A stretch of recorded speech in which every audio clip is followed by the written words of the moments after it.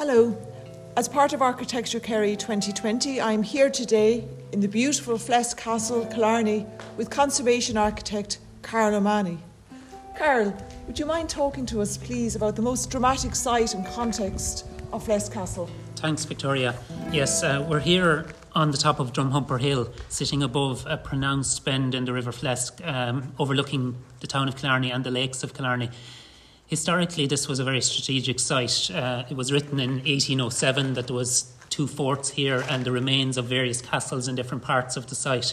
That was Isaac Weld in 1807.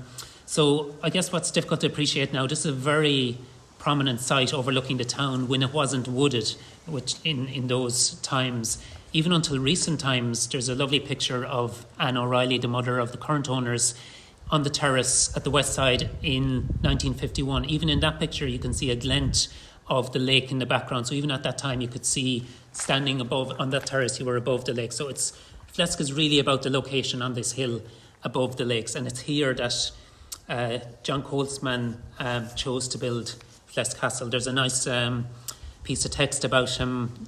John Coltsman, Esquire, while he has in the selection of the design and site not only given ample evidence of a happy and refined taste and judgment, but also of admirable appreciation of the inimitable character of the scenery.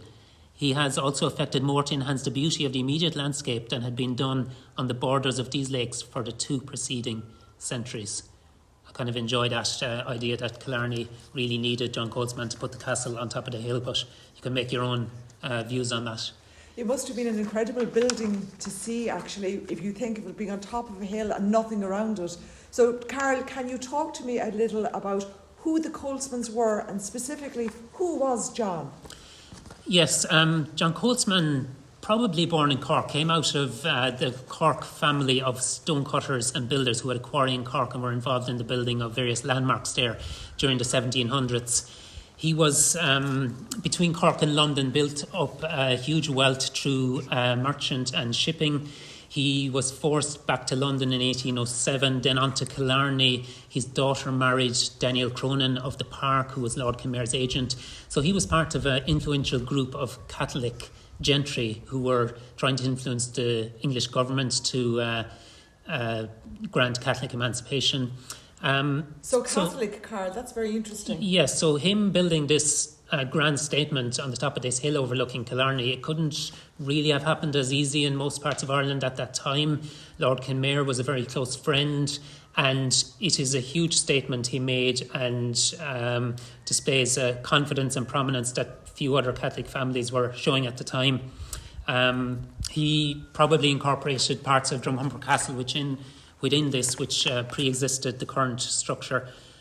An interesting point about him, John Coltsman, as a shipping merchant, was granted a privateer licence from the King of Portugal. That basically meant he was a pirate with papers, which is very interesting. We started off this project many years ago believing that he was an English merchant, but we now know that he was a Cork pirate. A Cork pirate. Yeah. Doesn't it go to show you as well what you can unravel during the course of a long relationship and research project with a building?